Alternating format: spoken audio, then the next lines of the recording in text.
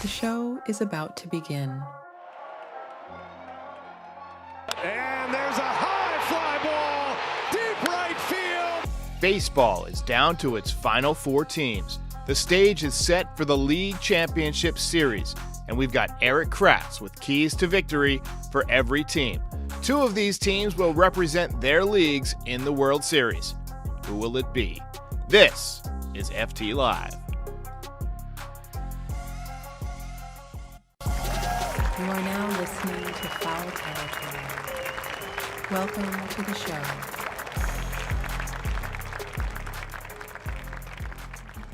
Welcome to this postseason version of Foul Territory with a little sneak peek into the series that are coming up, the championship series. First one we're going to delve right into is going to be the Astros-Rangers series. Another interdivision playoff matchup. We've seen so many good ones so far. Dodgers, Diamondbacks. We've seen Phillies, Braves. It is exactly what you're looking for when you're coming into playoffs. 2 teams that, in my opinion, and this will be my last opinion, it is the 2 best teams in the American League. 2 teams that are swinging a hot bat, the defending world champions, and the new upstart Rangers, maybe with all their big-time signings this offseason. Not even all of them are going to be on the roster. Some midseason trades. But really, we're just going to look into the top parts of this lineup for both teams, especially when you start just looking straight at the Astros, a team that is a World Series defending champion. Like, this team is they won the World Series. It's their 7th American League Championship Series, and it starts with Altuve at the top. Then they moved to Bregman. Then they moved to Yordan Alvarez, and Kyle Tucker. Now, you're going to look at those 4 guys, and you're going to say, okay, this is the toughest lineup left in the championship series right now. How do you navigate this? How do you, as the Rangers, navigate this? And I'm just picking little tiny things out of each of these guys that we can, if I'm the Rangers, attack them and have success over the long haul of a 7-game series. And really, it comes down to Josh Sborz. And I know people are going to freak out when I say this. Andrew Heaney and Brock Burke and Aroldis Chapman, obviously. I think they've locked it down with Leclerc in the end of the game to close it out. But the reason I say Andrew Heaney is the Astros as a team, the top 5 guys in that lineup, all the way down to Abreu and Brantley, who's probably going to be hitting 6th. They could flip-flop those 2 guys depending on where it's at in the lineups, who they're facing. But Andrew Heaney coming out of the bullpen with his curveball, this team has Altuve has 0 home runs versus right-handed curveballs. He has 1 home run on the season versus left-handed curveballs. Alex Bregman has 0 extra base hits on curveballs. So who from the left side is throwing a curveball? Andrew Heaney throws a curveball. Now, you have Aroldis Chapman and you have Brock Burke coming out of the bullpen. You're like, oh, these guys throw 1,000,000 miles an hour. We need to get those guys in the game. They will. There's their spots. There's their spots when you face Alvarez, and you're going to throw the fastball up and away. You're going to get that fastball up above his swing and not close. So you have to trust that when you bring these guys in the game, that the reason they're bringing them in is because that matchup is favorable to each of those guys. Josh Sborz, I think, is going to have a huge impact on this series.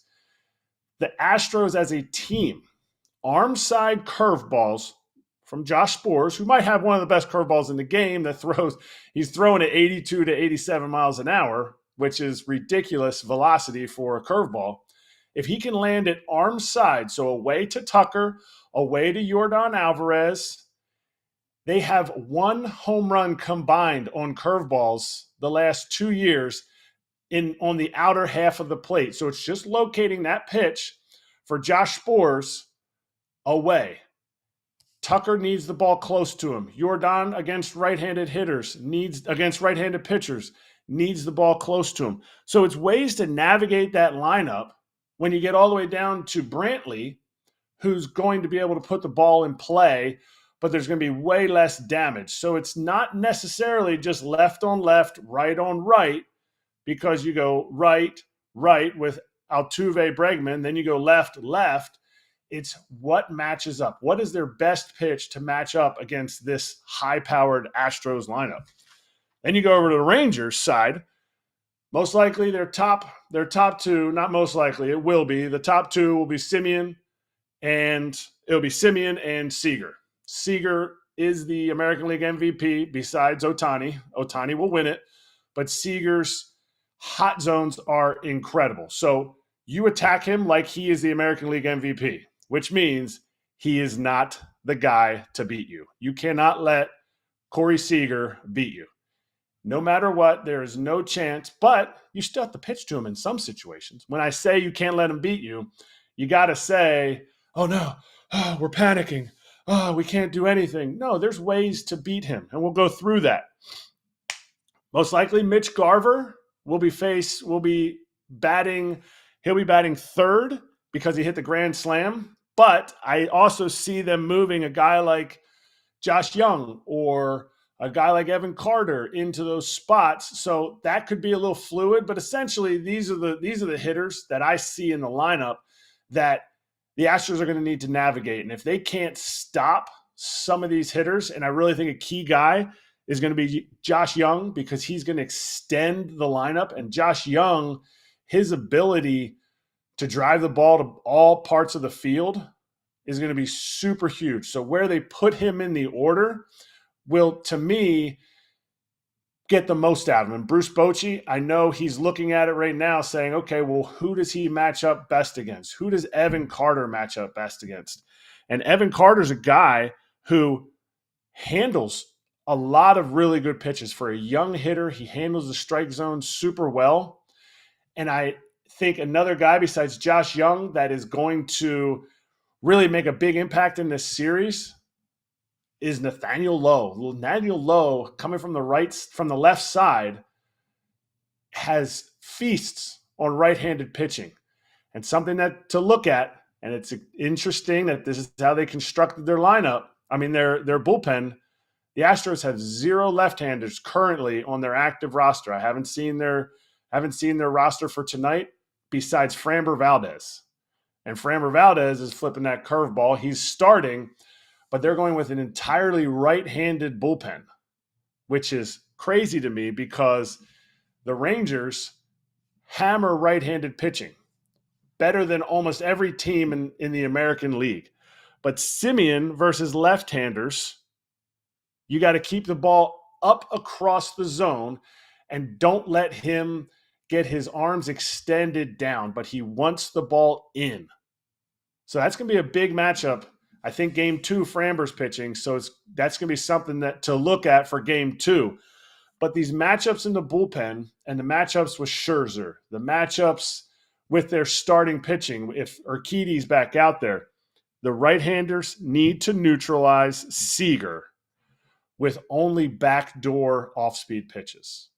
Fastballs need to be up above the zone for Chase and neutralize that pitch backdoor. So I think Verlander's curveball, if he leaves one middle to middle in, this entire team will just tee off on that pitch in. So the Astros as a team, their right-handers need to make sure they're feeding away. Even Josh Young, a guy who has long arms, looks like he wants to get extended. A lot of his damage is middle to close to him, his body line. So it's things to look at as the teams, go deeper into this series and who they're bringing in to each situation. And I think this team will hinge on how they attack Adolis Garcia.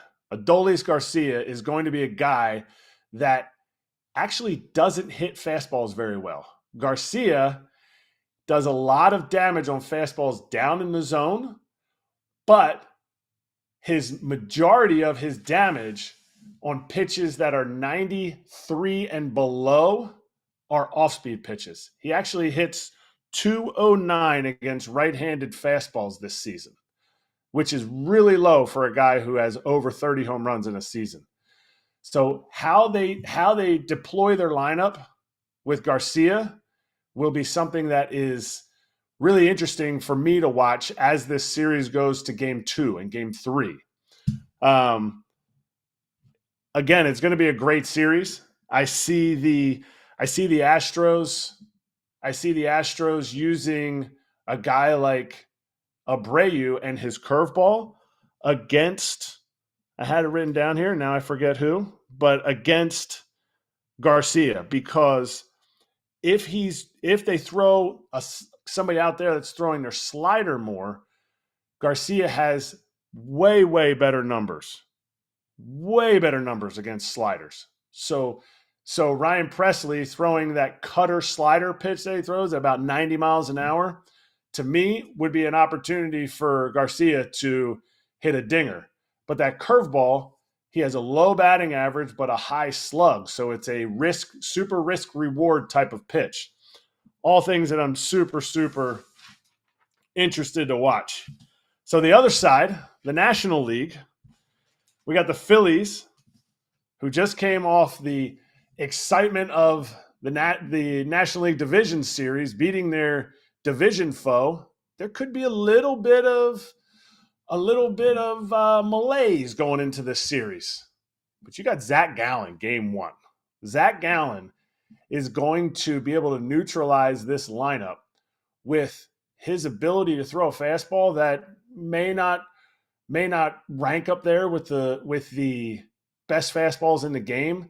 And yet on our show Foul Territory, we talked about the fact that Zach Gallen's fastball, Max Muncy said it. He said it might be one of the sneakiest fastballs, and Max Muncy might be the best fastball hitter in the game. This Phillies team is going to have to come out with the same energy that they came out facing Spencer Strider, facing Max Fried. They're going to see probably 2 more locked-in pitchers than Strider and Fried in Merrill Kelly and Zach Gallen. And for the Diamondbacks, they're going to go out there almost must win one of the first 2 games. In fact, I would say they have to win both of those games, because the Phillies will feast on the different intricacies of their bullpen, the inability to match up for a long extended period of time from their bullpen. But Zach Gallen and Merrill Kelly really need to try to give them length. So as hitters for the Phillies, in my last breakdown of the teams, I broke down the Phillies versus lefties and righties, but versus righties, this team needs to make sure they control the strike zone. And these are 2 starting pitchers who throw a lot of strikes. A guy like Alec Bohm is going to be a real linchpin in this lineup. Alec Bohm is hammering left-handed pitching. But what can he do versus right-handers? He goes to the opposite field a lot with pitches from right-handers. He's able to pull fastballs. He's able to pull breaking balls versus lefties. And they're going to feast on the fact that he does not take a lot of balls to the pull side when he's facing right-handed pitchers. It'll be an interesting matchup with Zach Gallen's curveball and his ability to locate up and in Gallen's arm side, up and into Bohm. And that mix of fastball up and in to breaking ball down and away to Bohm is going to be something that if they can't execute, this is going to be a short series where the Phillies will win. Nick Castellanos obviously comes off an epic interview post-game, and 2 back-to-back, first person in MLB history to have back-to-back multi-home run games, is going to be juiced in this series. And the only downfall, bugaboo of Nick Castellanos is, can he control the strike zone? To me, if I am the Diamondbacks, no matter if it's a starter that's in the game or if it's a reliever, I need to make sure Nick Castellanos is chasing out of the zone. I need to see if Nick is going to walk, because Nick is like a NBA Jam basketball player right now. He is heat checking. He's shooting threes from all over the court because everything he's doing right now is coming up straight aces because he is handling the zone really well. So for me, I'm going to make him chase. You have Real Muto behind him who has a large opening down and away. Well, his pitches down and his coverage of pitches down and away will enable you to get weaker ground balls if you're able to execute down and away, which I think the Diamondbacks are able to do. And again, you have an MVP, a possible MVP candidate year in and year out in Bryce Harper in this lineup. And to me, if I'm the Diamondbacks, as much as Bryce Harper cannot beat you, I get it. It's almost the same as Corey Seager with the Rangers lineup. You can't let Corey Seager beat you. But Bryce Harper may not be night in and night out the guy you're worried about beating you. And I say that with a little bit of trepidation, a little nervousness, saying that Trey Turner, to me, is the guy that can flip this lineup around because he's banging lefties and righties. And if they're able to neutralize him, now you have open bases with Bryce up. If you cannot neutralize Trey, the same thing I said about Bohm, ironically, it's the Harper sandwich. You got a Trey on the one side and you got a Bohm on the other side. They need to neutralize those two guys to be able to navigate through Harper, to be able to put Harper on in big situations, to keep Harper in the yard. You can go super into the numbers and all the stuff that Harper's done. To me, Harper's postseason numbers show me that he's the guy that I can't let beat us, but I have to attack Bohm and Trey around Harper, or guess what? You got to throw to him. And the guy has the highest career active OPS of any player right now in the game of baseball, not just active in the four teams, in Big League Baseball. So now the Cinderella story. I don't really want to call them a Cinderella story, but when you talk about the last four teams that are left, people are going to say, oh, the Diamondbacks, they're so cute. They're so this. Well, talk to the National League West back in June and July when they were leading the American League West. It wasn't just Corbin Carroll. Yes, Corbin Carroll is the rookie of the year. Yes, Corbin Carroll is the guy that the Phillies cannot let beat.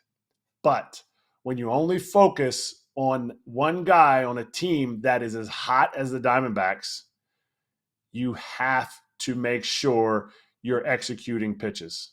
Don't forget about the fact that in 2019, Ketel Marte was the National League fourth. I think he was fourth in National League MVP votings. This guy makes this team tick from a swag standpoint, from a production standpoint, from a unique approach as a switch hitter to how you attack a switch hitter. Going to go through it super quick. He's going to hit third in this lineup. And versus lefties, the Phillies, unlike the Astros, they have lefties in their bullpen. They have a Matt Strom. They have a Jose Alvarado. They have a Soto's in the bullpen. A different look from each guy that can attack different guys differently. So Marte versus left-handed pitchers, you need to stay down to all the way body line in. So he wants to extend out on pitches.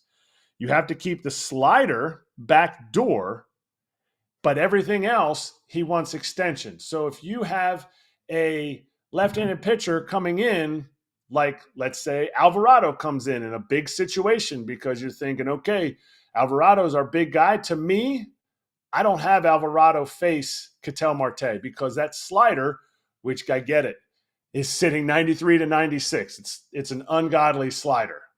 It's a cutter, whatever it is. That is the one pitch that Ketel Marte gets to that is close to him. That pitch needs to be away, and they need to throw the fastballs in. I say that to say this.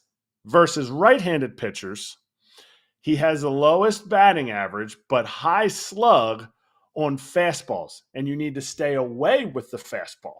So the exact opposite that he is left-handed or versus lefties versus righties. But again, you can keep the slider back door and bounce the curveball, and the changeup is Gucci all the time. So it's things that are interesting. I think he is more of the linchpin in this lineup, in the sense that if you let him dictate where the at-bat goes, he's going to lull you into places in his zone that he hammers. And it's an interesting thing because you have a different swing right-handed than you do left-handed, but you're going to be flip-flopping pitchers and seeing him. And to me, I want to see him bat left. I want to see him bat right-handed because of that matchup. But if you don't execute and you don't make your pitches, he's going to be the guy that can really hurt you in multiple locations in the zone. And that's taking nothing away from Christian Walker. That's taking nothing away from Corbin Carroll, the Rookie of the Year. That's taking nothing away from Tommy Pham. But you're just going to attack these guys way differently. Tommy Pham is a guy who is maybe one of the most patient hitters in the game besides like a Alec Bregman type. Tommy Pham has the ability to hit balls up in the zone better than any 35-year-old that I've seen in the game recently. And it's not just any pitch. It is a lot of pitches. It's fastballs up. It's high velocity up in the zone that a lot of pitchers are going to. You see Kimbrel. He's made hay up there, and you can't throw it fast enough to get it past Tommy Pham up in the top of the zone. You want to make sure we have an opportunity to keep the ball down. So you're looking at more like a Jeff Hoffman coming out of the bullpen, or even if you have to go a left-right combination there, I think Strom is a great opportunity to throw a lefty in there and then able to get the other lefties out. Or if you're flipping Marte around in the box, you have to think about those matchups as you go through it all. And the last and not least thing is this bullpen for the Diamondbacks will all hinge on not just what Ginkel does, not just what Paul Sewald does, or what Thompson does. It's going to hinge on how many pitches they throw. And if the Phillies come out and they're super aggressive with this bullpen, which has high-octane stuff, they're going to be out there for a while and they're going to have success. If the Phillies can work the count, positive at-bats for the Phillies this series against their bullpen will be 6 pitches. No matter the outcome, it will be perfect. So they need to continue to push that envelope, making good decisions. And this postseason is going to be epic, just like the rest of it has been. And we'll see who meets in the World Series.